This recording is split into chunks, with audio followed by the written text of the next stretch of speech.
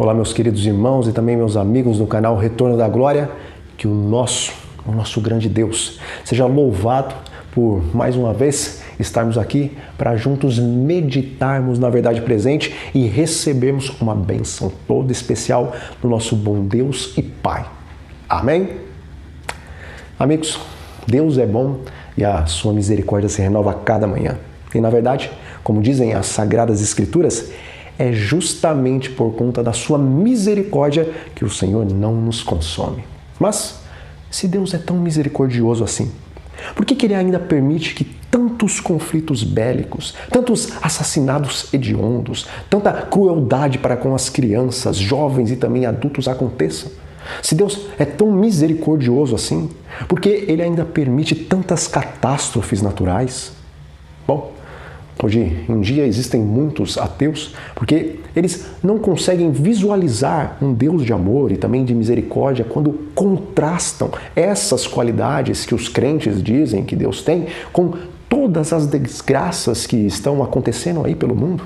E na verdade, muitos dentre aqueles que um dia acreditaram e também se alegraram nas promessas bíblicas hoje estão abandonando a sua fé porque não mais conseguem crer em um Deus misericordioso que ainda permite que tanta dor e tanto sofrimento venha a eles e àqueles que estão ao seu redor. Veja, quando nós, o povo do Advento, somos questionados do porquê um Deus tão misericordioso ainda permite que tanto sofrimento aconteça neste mundo, em vez de cumprir a promessa da sua volta, prontamente nós citamos o versículo que se encontra lá em 2 Pedro, no capítulo 3, versículo 9, que diz que o Senhor ele não retarda a sua promessa, embora alguns a julguem demorada, mas pelo contrário, Ele está sendo paciente, pois Ele não quer que ninguém pereça, mas que todos cheguem ao arrependimento. Bem, essa parece ser, sim, uma boa resposta para se explicar o fato do Senhor não colocar um ponto final em todo esse mal no nosso planeta. Mas, quando o apóstolo Pedro escreveu essas palavras, será que o sentido delas era apenas dizer que Deus queria que mais pessoas se arrependessem antes que Jesus voltasse a esse mundo? Ou será que Pedro tinha uma outra coisa em mente quando ele citou essas palavras? Bom, quando lemos alguns versículos mais para frente, lá do capítulo 3 de 2 Pedro, aparentemente nós encontramos ali uma contradição nas palavras do apóstolo, porque ao mesmo tempo que no versículo 9 ele diz que Deus está sendo paciente para que ninguém pereça, lá no versículo 12 ele diz que devemos apressar a vinda do dia de Deus. Irmãos, é bem verdade que houve sim um período no qual os próprios apóstolos esperavam que Cristo ainda viesse a essa terra no tempo em que eles estavam vivendo. Contudo, independente se no momento em que Pedro escreveu essas palavras ele ainda tinha a esperança de ver Jesus voltando em seu tempo, nós não podemos nos esquecer que toda a Escritura é inspirada pelo Espírito Santo e que toda a profecia bíblica não vem do coração de homens finitos, mas vem da mente do Deus Espírito, o qual as inspirou. E sendo Pedro um apóstolo, cada uma das suas palavras nessa sua segunda epístola foram inspiradas pelo Espírito Santo. E sendo que o Espírito Santo tinha plena consciência de que Jesus não voltaria nos tempos do apóstolo Pedro, para quem realmente as palavras que falam da paciência de Deus em enviar Jesus para que ninguém pereça e também para que o povo aguarde e apresse a volta do Senhor, para quem elas são dirigidas? E dizem as Escrituras: e jurou por aquele que vive pelos séculos dos séculos, o mesmo que criou o céu, a terra, o mar e tudo quanto neles existe, já não haverá demora. Essas palavras do apóstolo João, escritas lá no capítulo 10 do livro do Apocalipse, têm como contexto o fim da profecia dos 2.300 dias proféticos, ou seja, os 2.300 anos de Daniel 8, versículo 14, que terminaram no outono de 1844. E o anjo que jurou não haver mais demora após essa data não era um mensageiro criado, mas era um mensageiro de Deus, o Pai, Cristo, o anjo do concerto. O próprio Cristo jurou em nome de Deus que após 1844 não haveria mais demora, ou não haveria mais tempo profético. Irmãos, embora as palavras de Pedro consolaram os cristãos da sua época, elas foram escritas mais especificamente para o povo que viveria após o fim da profecia dos 2.300 anos, porque depois dessa data não haveria mais demora, não haveria mais nenhum tempo profético antes que o Senhor voltasse a essa terra.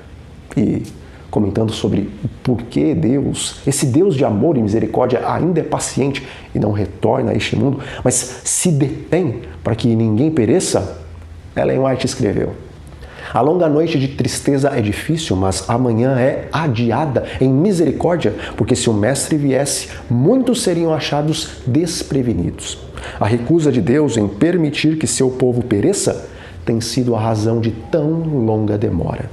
Em Apocalipse, lá no capítulo 12, versículo 17, a palavra do nosso Deus nos diz que Satanás, o dragão, vai se irar contra o remanescente da igreja, que são aqueles que guardam os mandamentos de Deus e que também têm o testemunho de Jesus, o qual nós sabemos que é o espírito de profecia, conforme está escrito lá em Apocalipse, capítulo 19, versículo 10.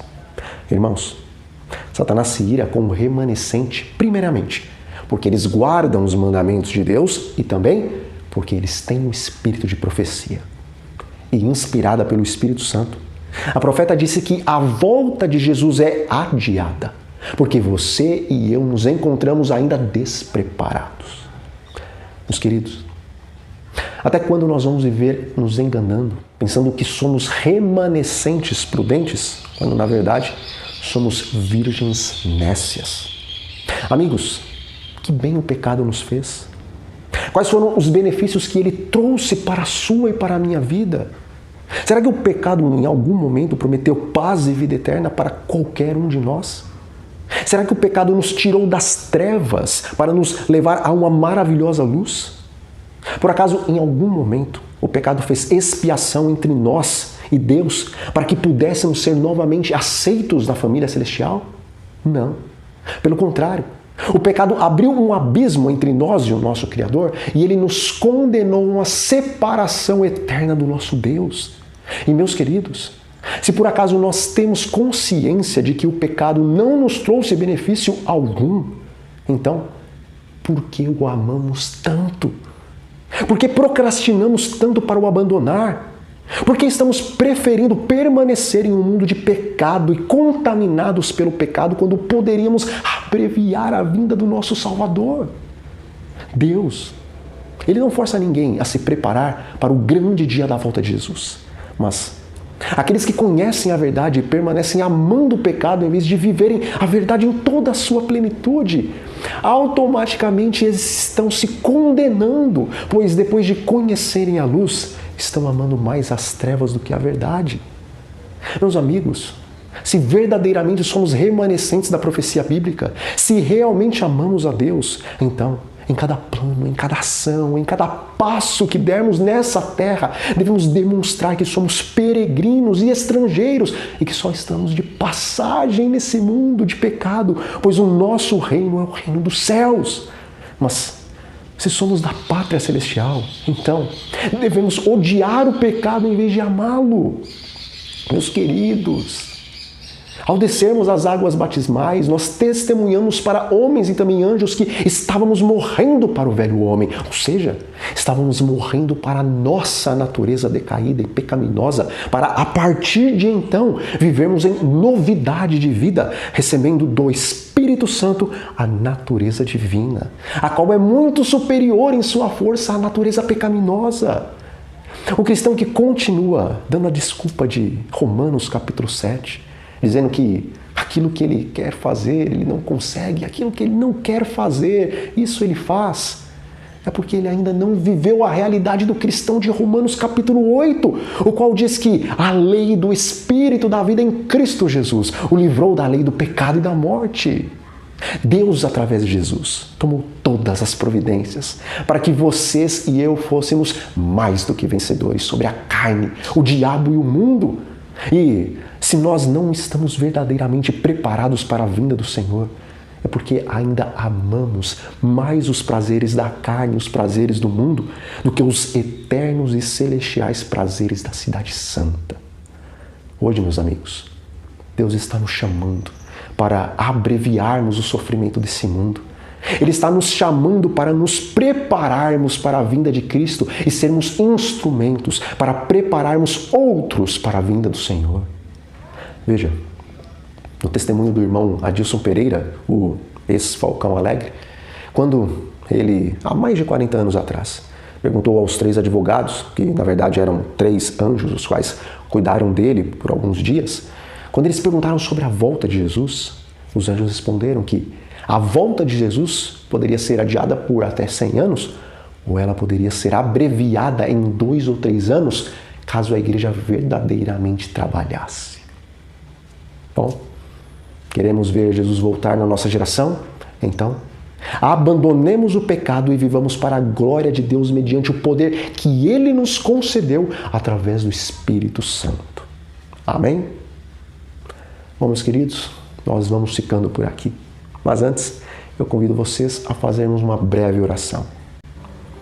Nosso Deus e nosso Pai, obrigado por Tua infinita graça em Cristo Jesus.